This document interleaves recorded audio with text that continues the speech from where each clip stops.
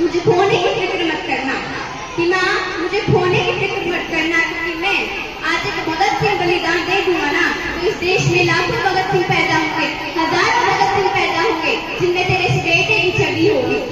जिनमें तेरे इस बेटे की छवि होगी। लिखने वाले ने क्या खूब लिखा है, लिखने वाले ने क्या खूब लिखा है कि शहीदों की किताब पर लगेंगे हर बरस मेले, और वतन पर मिटने वालों का यही बाकी निशा होगा।